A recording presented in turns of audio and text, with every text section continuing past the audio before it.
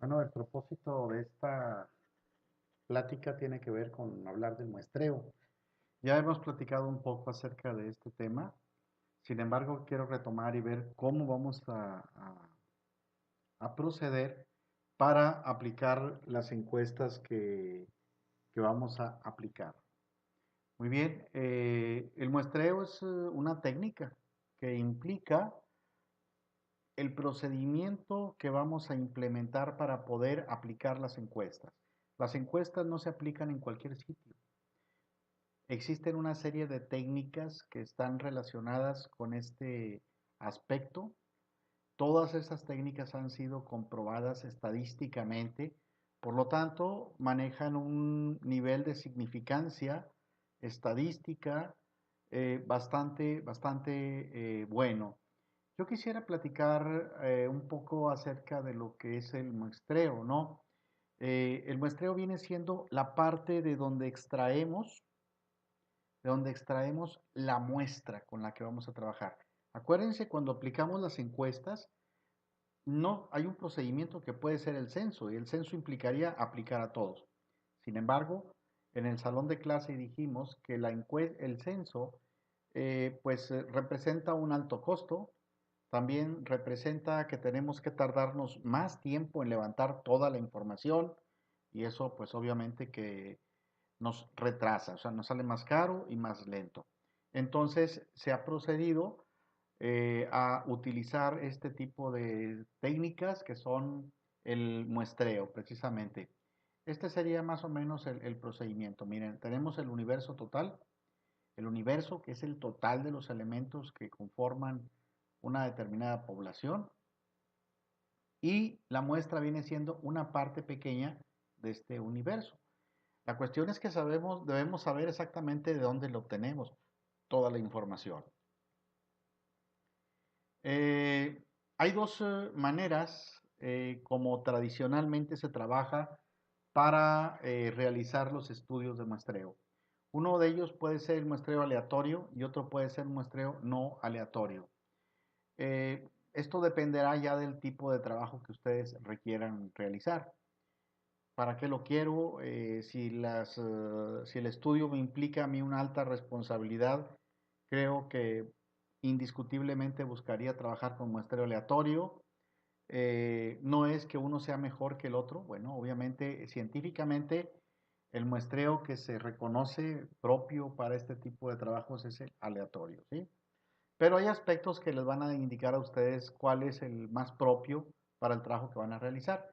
Aquí está la finalidad del estudio, la relación costo-beneficio, el tiempo, el margen de error permitido. Todos son aspectos que pueden ser interesantes. Los muestreos no aleatorios, incluso se ha discutido mucho de que si vale la pena aplicarlos o no aplicarlos. Creo que se convierten en un buen referente de un trabajo de investigación. Muchas de las respuestas que de las dudas que podemos tener nos pueden ser contestadas a través de este tipo de muestreos no aleatorios. Entonces, depende del trabajo que vayamos a realizar, es justo también el tipo de muestreo que trabajaremos. Eh, Hay dos tipos muy utilizados, uno es el muestreo de juicio también le llaman muestreo de conformidad del investigador. Este tipo de muestreo es el que se le facilita al investigador y obtiene respuestas interesantes también. Y claro que nos puede servir mucho. Un ejemplo de ello puede ser el ponernos en una calle muy transitada de la ciudad de Monterrey a encuestar a las personas. Entonces, bajo ese considerando, no es aleatorio porque no todo el mundo pasa por esa calle. Sin embargo, aplicando las encuestas a estas personas, tenemos una buena cantidad de información con respecto a un tema determinado. Entonces, yo me pongo en calles más saturadas de Monterrey, selecciono 10 encuestadores, los ubico en las calles más transitadas de la ciudad y ahí comienzo a aplicar la encuesta. Esta información me puede ser muy útil. Sin embargo, no es aleatoria. ¿Por qué no es aleatoria? Pues simple y sencillamente porque no todos pasamos por ese rumbo, ni todos tenemos la misma probabilidad de que pasemos o que nos instalemos en esas calles. Algunas personas utilizan algunos trucos. Por ejemplo, cada 10 personas que pasen frente a mí voy a entrevistarlas. Parecería que esto es un muestreo aleatorio, sin embargo, no lo es. Vuelvo a repetirles porque no todo mundo tiene la misma probabilidad de pasar por ese sitio. Esta es una condición indispensable para los trabajos que son aleatorios, que todas las personas que conforman la muestra tengan justo la misma probabilidad de ser incluidos dentro de su muestra. Hay otro tipo de muestreos, el de cuotas, y el de cuotas es un muestreo muy interesante. ¿Por qué razón? Porque se trata de seleccionar a grupos de la población que tengan un porcentaje determinado de ciertas características. Entonces, es muy común que los estudios de este tipo seleccionen a la cantidad de mujeres y de hombres a que habrán de investigar o entrevistar, perdón, de acuerdo a los parámetros que maneja el INEGI, por ejemplo. Entonces, si el INEGI me dice que en la población de Monterrey el 50% son hombres y el 50% son mujeres, bueno, pues en una muestra de 400 encuestas por aplicar, yo aplico 200 encuestas a hombres y aplico 200 encuestas a mujeres. Entonces, es muy común que utilicen referencias o indicadores establecidos previamente, ¿no? Y sobre todo por el INEGI, aquí en el caso de México. Eso me da a mí la pauta para comenzar a trabajar. Ordinariamente también utilizan una serie de indicadores, no solamente uno. Así como utilizan, por ejemplo, el género de la persona, también utilizan la edad, el nivel socioeconómico. Entonces, eh, aparentemente son muy científicos porque se basan primero en unos datos que son referidos por el INEGI, ¿no?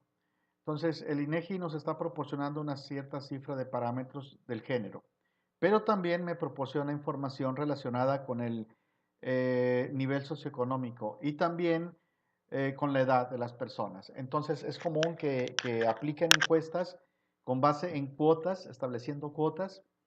Dicen, el 60% de la muestra va a ser mujeres. Y de estas mujeres, tanto por ciento van a ser jóvenes, tanto por ciento van a ser edad madura y tanto por ciento van a ser adultas. Y entonces parecería que esas mismas 200 encuestas las dividen entre la proporción de acuerdo con la edad, basado en el parámetro o en el indicador que les da el INEGI. Aquí tengo un ejemplo, ¿cómo lo aplicaríamos? Miren, para conocer, por ejemplo, la popularidad que goza, que tiene el gobernador Jaime Rodríguez, si aplicaríamos 400 encuestas. Entonces, esas 400 encuestas utilizamos tres variables independientes: sexo, edad y nivel socioeconómico. Recuerden, variables independientes son variables que no tienen más que una sola condición, ¿sí? El sexo son dos variables nada más, o sea, es hombre o sea, es mujer, y no la podemos cambiar. La edad de los entrevistados tampoco la podemos cambiar. Podemos convertirla en escalas, eso sí. En escala una variable la podemos convertir, por ejemplo, de los 18 a los 20, de los 21 a los 25, de los 26 a los 30, etcétera. Esa es una variable que la podemos convertir, pero la edad no la podemos cambiar jamás. Es una variable independiente. Esta no se va a afectar por su orientación política, por ejemplo. Lo mismo que el nivel socioeconómico. Entonces, el procedimiento sería el siguiente.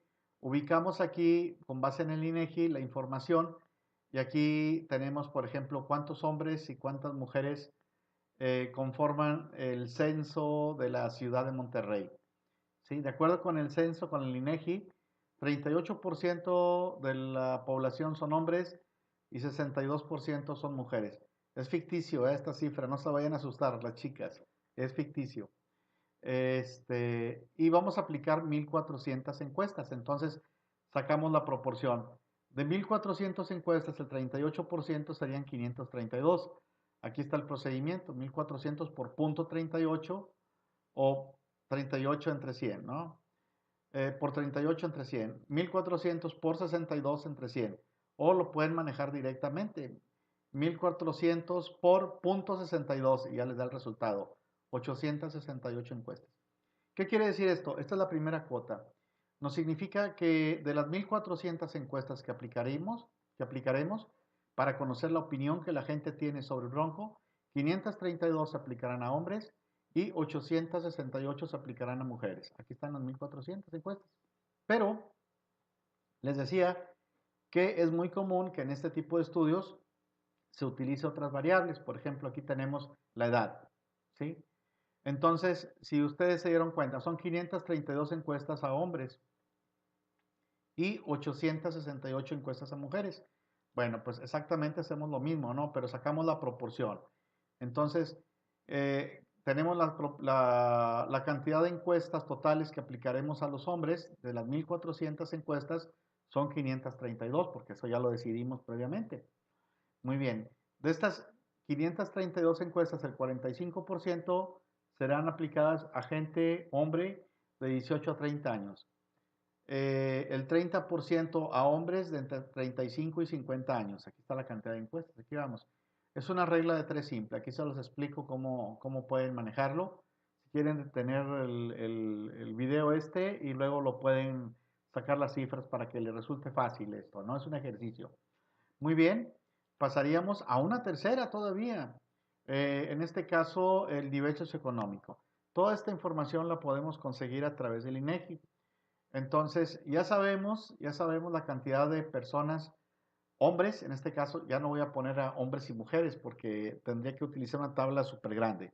Entonces, voy a utilizar por sexo ya. Voy a dividirlo por sexo. En este caso son los hombres. ¿Recuerdan que son 532 encuestas? Pues muy bien.